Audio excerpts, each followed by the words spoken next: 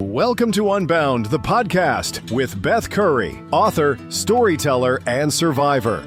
This is where books meet real life, where Beth reads chapters from her work and breaks free from the traditional audiobook format, diving deeper into the personal experiences, lessons, and liberation behind every page. Nothing is off limits. Let's get unbound. Welcome back to Unbound. So this chapter blows in the this is deeply uncomfortable and nobody really talks about it way. Last episode we talked about music and connection and these beautiful moments where mom comes back to herself, and that's real, it happens. But you know what also happens? Days like the one I'm about to tell you about. Days where there's no connection at all. No music magic, no breakthrough, just nothing. And one thing nobody tells you when someone you love has dementia, some visits are completely fucking pointless. Like, you show up, you try everything in your toolkit, you get nothing back, not even a flicker. And then you're kind of left sitting there asking yourself the most brutal question. Why the hell am I even here? Why am I here today? So that's what we're diving into today. The void, the silence, the crisis of presence, all that shit that doesn't make it into the inspirational dementia awareness posts on social media. Because if we're doing this, if we're really talking about what this journey looks like, we have to talk about the days that feel like a complete waste of time. So here we are. So let's get into it. This is chapter 18 in the book, The Void Between Us. Not every story about dementia contains moments of connection or flashes of the person who once was. Some days, the ones we rarely talk about in support groups or heartwarming social media posts, are simply hollow, empty, pointless. Today was one of those days. I arrived at Willow Grove, my bag filled with the customary supplies, including new hand lotion for a gentle massage and a small bag of Ruffles chips with a cold Pepsi, Mom's favorite treats that normally light up her face when I pull them out. All the tools that have, on better days, helped bridge the growing cognitive gap between us. All the props that have previously coaxed some semblance of interaction from increasingly difficult visits. None of it would matter today. I found Mom in her room, not sleeping as she often is when I arrive, but sitting upright in her chair by the window, staring at nothing in particular. Her posture was alert enough that I felt a momentary spark of hope. Perhaps this would be one of her better days, one of those visits where glimpses of her former self might shine through. "Hi, Mom," I said, placing my jacket on her dresser, setting my bag on her bed. "It's Beth." She turned slightly toward my voice, but said nothing. Her eyes, once so expressive and warm, seemed vacant, the light of them somehow flatter than I remembered. "I thought we could sit in the lobby today," I suggested, trying to infuse my voice with an enthusiasm I didn't feel. "Get a change of scenery, what do you think?" She murmured, a sound so non-committal it barely qualified as a response. I helped her up to get her shoes on, guided her to the elevator, and found us a table in the lobby where natural light streamed through large windows. The space was relatively empty, a few residents dozing in chairs, a staff member arranging flowers at the reception desk. I settled Mom into a chair, and I took the seat opposite her, the table between us. "Beautiful day out there," I continued, gesturing towards the windows. "Sun's finally out after all that gray." She murmured again, her gaze drifting to some middle distance beyond the windows. I tried again. "I brought your favorites today." I pulled out the small bag of Ruffles and the Pepsi, arranging them on the table between us. These simple treats had always been a reliable mood lifter in the past. Her face would brighten at the sight of them, a childlike pleasure in these small indulgences. Today, she didn't even glance at them. "Ruffles and Pepsi," I said, opening the bag, the familiar crinkle of the packaging unnaturally loud in the quiet lobby. "Want some?" "No." Just that, a single word delivered without emotion or curiosity. Not harsh or angry, simply absent. I persisted, pulling out some old photographs I'd found, pictures from our trip to Panama City Beach and the cottage at Turkey Point, images that had sparked animated stories during previous visits. "Look at these, Mom. Here's Jennifer and me at the beach. You used to sing to us at night with the sound of the waves coming through the window." She glanced at the photo without interest. "Okay. Do you remember the cottage? It looked like a log cabin and had windows that faced Lake Erie." "No." I cycled through my usual repertoire of connection attempts, questions about her childhood, memories of Dad, stories about crew that made her laugh just weeks earlier. Each conversational thread trailed off into silence or one-word responses that closed rather than open dialogue. The wall between us felt impenetrable, made of something thicker than confusion or memory loss. This wasn't just cognitive absence, it was a profound emotional absence as well. After half an hour of increasingly desperate attempts at connection, I fell silent. We sat together, the space between our chairs spanning just 3 feet physically, but stretching into an infinite chasm emotionally. The gentle background noise of the lobby, distant conversations, only emphasized the silence between us. I fought the urge to check my phone, to at least feel some connection to the outside world where communication still flowed normally. Instead, I simply sat, watching her watch nothing, the growing weight of pointlessness settling heavier with each passing minute. What was I doing here? Was this helping either of us? Was my presence making any difference whatsoever to her day, her experience, or her comfort? The questions circled in my mind, finding no answers, only deeper doubts. The truth, the one we don't like to acknowledge in the dementia journey, is that sometimes there's no meaningful connection to be found. Sometimes the person we love has retreated so far into the neurological maze of their condition that no amount of photographs, music, or familiar stories can draw them back, even temporarily. Sometimes the void between us cannot be bridged by any technique or tool or strategy, no matter how well-intentioned. And in those moments, sitting across from the physical form of someone you love, while experiencing the complete absence of their emotional and cognitive presence, a particular kind of despair takes hold. It's not just sadness at what's been lost, it's a profound questioning of purpose, a confrontation with futility that cuts to the heart of why we continue showing up at all. I felt tears threatening and turned toward the window, not wanting staff or other residents to see me crying. Mom didn't notice my emotion anyway. She remained as disconnected from my grief as from my earlier attempts at conversation. What struck me most painfully in this visit was the absence of something that had become a familiar refrain in recent months.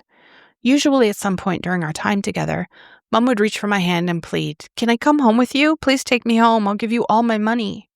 This request, heartbreaking as it was to always deny, had at least indicated some emotional engagement, some desire for connection, some recognition of who I was in relation to her. Today, there wasn't even that. No requests to come home, no bargaining, no emotional appeals, just nothing. The silence between us wasn't just a lack of words, it was a complete absence of the emotional current that had always run between us, even in difficult times. After what felt like hours, but was likely only 15 more minutes, I stood up. "I should probably get going, Mom. I have some work to finish up today." She didn't respond to this either. No disappointment, no acknowledgement, not even an okay. Just continued staring, her gaze now fixed on some middle distance through the windows. "Let me take you back to your room," I said, gathering our things, the untouched ruffles and Pepsi, the unexamined photographs, the hand lotion I never used on her hands, and the huge lump in my throat. She stood obediently when I guided her up. She let me take her arm as we walked to her walker, then to the elevator, then moved alongside me down the hallway to her room. Each step was mechanical, devoid of resistance, but equally devoid of any personal engagement. I could have been anyone, a staff member, a volunteer, a complete stranger, for all the recognition she showed. In her room, I helped her settle back into her chair by the window, positioning her the way I had found her, as if our lobby excursion had never happened. I leaned down to kiss her forehead, a gesture that felt more ritual than connection. Her skin was cool and paper dry beneath my lips. "I love you, Mom. I'll see you in a few days." Nothing. I stood at the door for one more glance, perhaps hoping for some last-minute shift, some tiny acknowledgement of my presence or my imminent absence. She remained exactly as I found her, seemingly untouched by my visit, unconcerned with my departure. The drive home felt longer than usual as I fought waves of emotions I didn't want to name. Resentment that I had wasted time, guilt for feeling that resentment, grief for the mother who was both there and not there, and most troubling of all, a creeping sense of futility about these weekly pilgrimages. Why was I doing this? For her? She seemed neither comforted nor disturbed by my presence. For me, today had brought nothing but hollowness and heartache. For some abstract sense of duty, the word felt empty when placed against the reality of that silent room. By the time I reached home, these feelings had crystallized into a heavy conviction. There was no point. These visits were performative exercise, a rote fulfillment of obligation that served neither of us. Next Monday, I decided I would not go. Maybe I would send flowers instead, flowers that she can't even see. Or perhaps ask one of the more engaging staff members to spend some extra time with her. Someone who hadn't spent decades loving her, who didn't carry the weight of all she used to be into each interaction. I walked into my empty house, dropped my keys on the counter, and sank onto the kitchen floor, suddenly exhausted in a way that felt far beyond physical tiredness.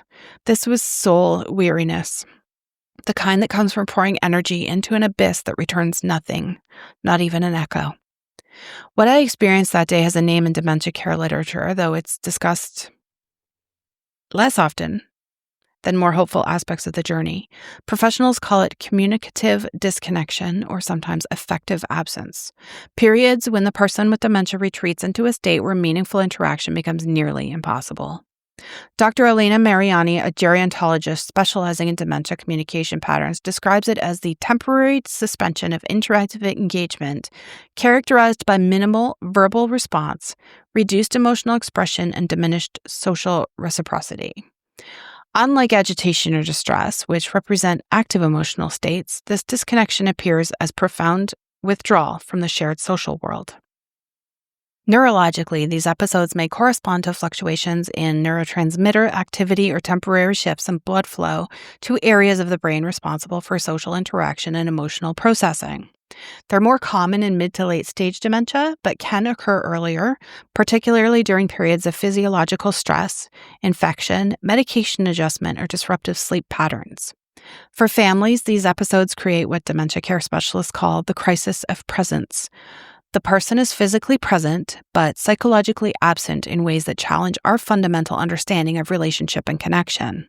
It's a uniquely painful experience precisely because it strikes at the heart of why we continue visiting, caring, and showing up. When families encounter these periods of profound disconnection, an unnamed specialist writes, they often question the meaning and purpose of their ongoing involvement. If the person neither recognizes nor responds to them, what difference does their presence make? This existential question represents one of the most challenging aspects of the dementia journey. The painful truth is that sometimes, like that day with Mom, there's no visible difference in our presence makes. No measurable impact, no observable change in the person's affect or awareness. And yet, care professionals remind us that connection exists on levels we cannot always perceive. Dr. Ian James, a clinical psychologist specializing in dementia care, suggests that even during periods of apparent disconnection, the person may be processing presence in ways not externally visible. The absence of response doesn't necessarily indicate an absence of impact, he explains. At a neurobiological level, familiar voices, touch, and presence may still register even when the cognitive and emotional machinery required to demonstrate recognition is temporarily offline. This is, of course, cold comfort when sitting across from someone you love who shows no sign that your presence matters in the slightest. The suggestion that somewhere on some subterranean level of consciousness your being there might make a difference feels like wishful thinking in the face of such profound disconnection. And yet studies of people with dementia suggest that regular visits correlate with better overall outcomes, even during periods when a person seems unresponsive. A 2018 study published in the Journal of Alzheimer's Disease found that consistent family presence was associated with reduced agitation, better sleep patterns, and slower decline in certain functional measures, regardless of the person's ability to actively engage during visits. The research is one thing, the emotional reality of sitting in that silence is another entirely. As I've mentioned several times through my chapters, for caregivers and family members, these episodes of disconnection represent what psychologist Pauline Boss terms ambiguous loss. The person is physically present but psychologically absent, creating a particularly complicated form of grief that lacks resolution. We cannot fully mourn someone who is still here, yet we cannot fully connect with someone who psychologically disappeared. The emotional impact of these disconnected visits accumulates over time. Research shows that family members who regularly experience communicative disconnection with loved ones report higher levels of depression, caregiver burnout, and what some researchers call compassion fatigue, a state of physical and emotional exhaustion resulting from the prolonged stress of caring without reciprocation. This phenomenon is not unfamiliar to me. During my years working with the police service, I received extensive training on compassion fatigue, that particular form of emotional depletion that affects those who regularly bear witness to others' trauma and suffering. We were taught to recognize the warning signs, the creeping numbness, the diminished capacity for empathy, the intrusive thoughts about those we couldn't help. But there's a significant difference between understanding compassion fatigue professionally and experiencing it personally. When supporting victims of crime, there was always a professional boundary, a delineation between their pain and my life. With Mom, no such boundary exists. The person suffering is not a case file or a temporary assignment, but the woman who taught me to read, who bandaged my skinned knees, who knew exactly what to say when my heart was broken. Witnessing her decline doesn't just trigger compassion fatigue, it creates a complex emotional exhaustion layered with personal grief, childhood memories, and the particular guilt that comes from sometimes wishing for a respite from your own mother's company. The techniques that worked in my professional life, debriefing, compartmentalization, structured self-care, feel woefully inadequate in the face of this more intimate form of emotional depletion. This is the aspect of dementia caregiving that glossy brochures and well-meaning support groups sometimes fail to address adequately. The profound emotional toll of continually reaching across a void with no response. The quiet desperation of speaking into silence. The gradual erosion of purpose that comes with visiting someone who seems entirely untouched by your presence. The morning after that silent visit, I woke with my decision intact. I would not go next week. The futility of these visits had become too apparent and emotional cost too high. I needed a break. I made it through 3 days with this resolution firmly in place before caving on my decision. I needed to know my mom wasn't going to be like this forever, that this wasn't it. And what I got was good enough conversation and memory sharing. The exact memories I had tried to access during our last visit, the precise stories I had prompted with photographs and gentle questions. The same recollections that had been met with blank stares and one-word dismissals were now apparently flowing freely. When I left, I sat motionless in the car, trying to reconcile this visit with the mother I had encountered just days earlier. The contrast was so stark it seemed like I was with two entirely different people. And in a very real sense, we were. This is the nature of dementia, not a steady state of decline, but a fluctuating landscape of capacity and connection, presence and absence, recognition and estrangement. The mother who'd stared through me on Monday was the same woman who was now sharing detailed family stories with me on Thursday. Both versions were equally real, equally true to her current condition.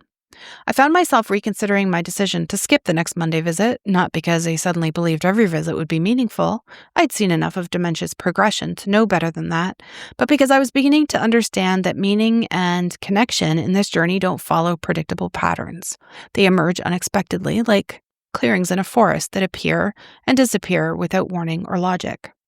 The Monday visits, even the silent ones, were not about guaranteed connection, but about being present for those unpredictable moments when the fog temporarily lifts. About showing up, not because every visit will be rewarding, but because missing the visit means missing any possibility of connection, however fleeting. This doesn't make the silent visits easier to bear. It doesn't erase the feelings of futility, the emotional toll of sitting across from someone who shows no recognition of your presence. The void between us in these moments remains real, painful, and profoundly discouraging.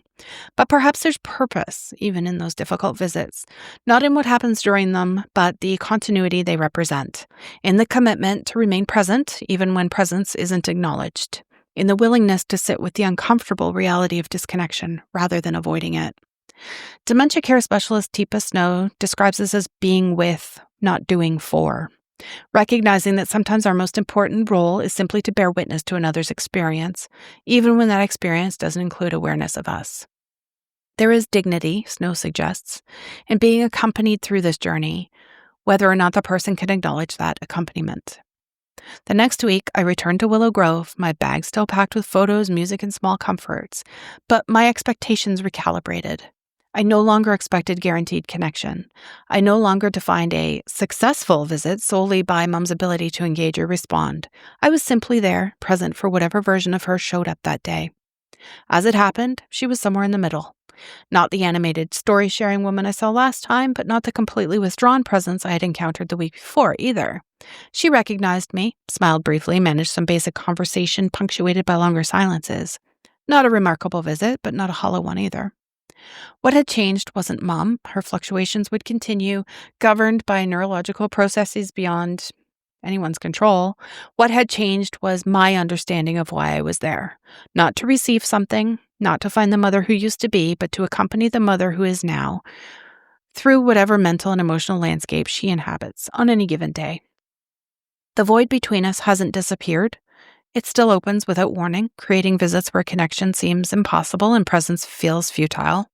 I still leave those visits with a heaviness that takes days to lift, still questioning whether my being there makes any difference at all.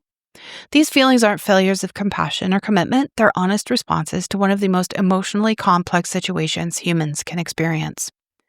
What helps me continue, even through the silent visits, is understanding that dementia creates not a single altered reality, but a series of shifting realities. None of these versions of Mom is more real than the others. They are all manifestations of her condition, all equally valid expressions of where she is in that moment. By showing up consistently, I create a thread of continuity that runs through these shifting realities, a constant that exists whether or not she can acknowledge it. I cannot know which version of Mom will be present on any given day, cannot predict whether we'll share a meaningful connection or sit in profound silence. But I can choose to be there for all versions, to witness her journey in all its complexity, to refuse the temptation of engaging only with the more responsive, more familiar manifestations of who she now is. Communicative disconnection, affective absence, the crisis of presence, whatever term we use, these episodes represent one of the dementia journey's greatest challenges. They strip away the reciprocation that normally sustains human relationships, confronting us with questions about the nature of connection, the meaning of presence, and the purpose of continued engagement when response seems absent. There are no perfect answers to these questions, no strategies that transform these difficult visits into consistently meaningful interactions. The void between us remains an inherent part of dementia's progression, a space we must learn to navigate rather than hoping to eliminate. Yet even acknowledging the reality of this void, giving ourselves permission to name the futility, the heartbreak, the questioning that comes with these disconnected visits, may itself be healing. These feelings aren't evidence of insufficient love or commitment. They're normal human responses to an abnormal situation. By recognizing them, we honor the complexity of this journey rather than reducing it to platitudes or oversimplified encouragements. And perhaps, in ways we cannot measure or sometimes even perceive, our continued presence matters, not because every visit creates observable connection, but because presence itself has value, even when that value isn't immediately evident. In a condition characterized by loss and disconnection, the simple act of showing up again and again, through silence and response, through recognition and vacant stares, may be the most profound expression of love we can offer. The void between us remains, but we keep reaching across it anyway, not because we always find connection, but because sometimes we do. And in a journey marked by progressive loss, those sometimes moments become enough to continue. Okay, so picture this. You walk in with all your stuff, pictures, snacks, hand lotion, all the things that usually create some kind of a moment, and your person is just not there. Not sleeping, not agitated, not upset, just vacant as fuck. And you try so hard. You pull out the Ruffles and Pepsi, her favorite. Nothing. You show her photos, nothing. You just get okay, one word, no emotion, no curiosity, just okay. You ask about memories, about dad, like anything that normally gets a reaction, and you just get a it's not just disappointing, this experience. It's existential, because you're sitting there a couple of feet away from someone who gave birth to you. She raised you.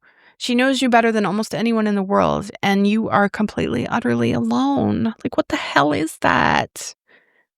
The loneliness of that moment is fucking devastating because she's right there.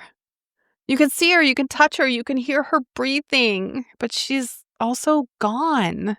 Like, more gone than if she wasn't in the room at all somehow. Does that even make sense? Like, I can never find the words to describe how this makes me feel. Yeah. And the part that really messes with me, what struck me most that day was what didn't happen. Like, at some point, she'd grab me and beg me to take her home, or she'd all of a sudden recognize me, and oh, geez, like, it was something. Like, she would give me something sometimes, but on this particular day, there was nothing. Nothing. No pleas, no bargaining, no nothing. Just this complete absence of any connection. Um, I realized, like, sometimes there is no connection to be found, and that's not my failure. Has nothing to do with me. And if you're experiencing it, it has nothing to do with you. It's not your failure. When you show up and you try everything and you get nothing back, that's not because you didn't try hard enough or you didn't bring the right things or say the right thing. It's because dementia doesn't give a shit about your effort, right? Some days the person you love is retreated so far into this stupid neurological maze that, like, nothing at all can reach them. So you kind of have to make peace with that, because if you don't, it's going to fucking destroy you.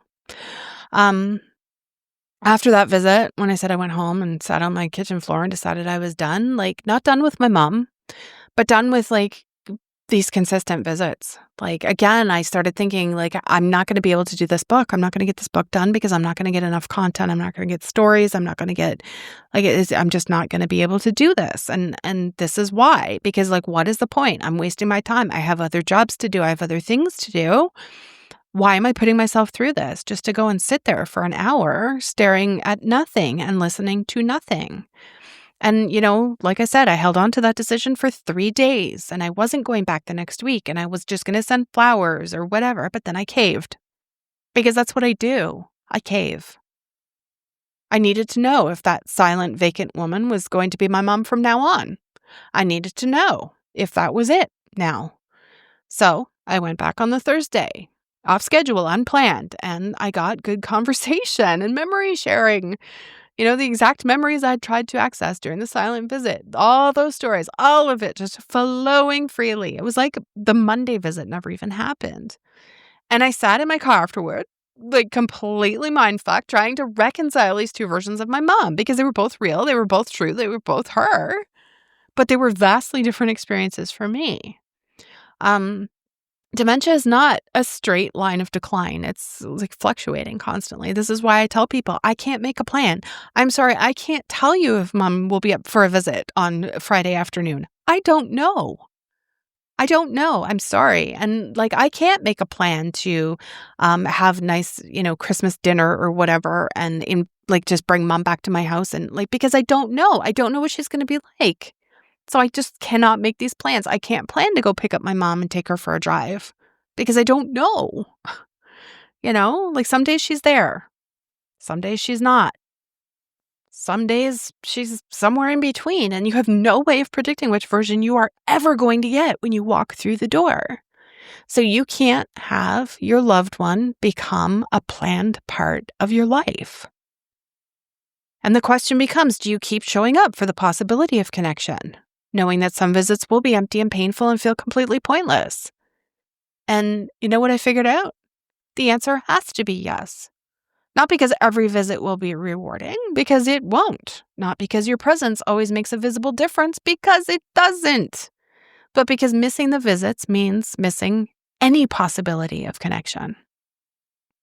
So you show up, not for guaranteed results, but to be present for those unpredictable moments when the fog lifts. And yeah, that means during the silent visits too. Those shitty, draining, depressing, heartbreaking visits that leave you feeling hollowed out and questioning everything. So, I'm going to hit you again.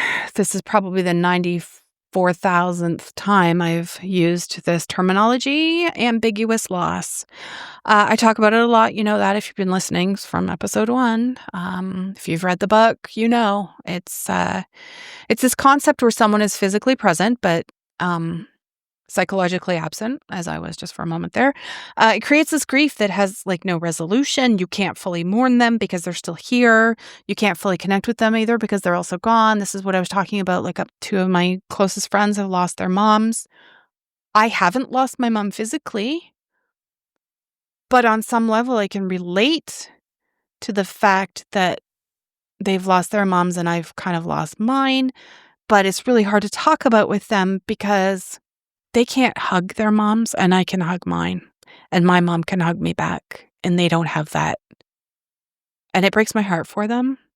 But it makes it really hard to know how to talk about being able to say, I get it. I understand how you're feeling, because when my mom is still alive, she's still present, but not. But yeah, like, you can't fully connect with them when they're gone, but still here. And that shit will mess you up if you let it, because it just sits there unresolved. Visit after visit after visit. The research, like I said, like, even during these disconnected periods, your presence might matter in ways that you can't see. That's great. Super cool. But like, when you're sitting there watching your mom stare at nothing, that research feels like complete and utter bullshit. It feels like something people say to make you feel better about a situation that just fundamentally sucks. Maybe that's okay. Maybe we don't have to pretend it feels meaningful in the moment. Maybe we can just admit it, that it feels futile and heartbreaking and like a complete waste of your Monday afternoon, and still choose to show up anyway, I guess. I wish someone had told me you don't have to find meaning in every visit. You just have to keep showing up. Because that's it. That's the whole thing. Not because you'll always get something out of it, not because she will always know I'm there, but because the continuity matters. The consistency matters, and being the one constant in this landscape that she experiences that's shifting unpredictably. Like, it matters, right? Even if she can't tell me it matters, and even if I can't feel that matters, and if most days it seems like it doesn't matter at all, I'm creating a thread that runs through all these different versions of her, I think. The responsive one, the silent one, the in-between one, and the thread is me showing up again and again, regardless of what I get back, right? Is that fair? Fuck no. Is it exhausting? Absolutely. Does it sometimes feel like you're slowly eroding your own soul? Yes, it sure does. But here's the thing. This is what love looks like in the dementia years. Not the greeting card version, not the stupid inspirational quote version, that toxic positivity bullshit. Like, it's the real unglamorous, often unrewarding version. It's presence without that being reciprocated. It's showing up without applause, and it's sitting in silence and deciding that silence doesn't make you stop coming. So look, I'm not going to wrap this up with some tidy lesson about how it all makes sense, or how every visit has hidden value, and how you just need to adjust your expectations and everything will be fine, because that is not true. Some visits suck. Some visits feel pointless. Some visits leave you questioning why you're doing this to yourself, and those feelings are valid. I often say my mom would do it for me because, she would have. Absolutely. So why wouldn't I do it for her?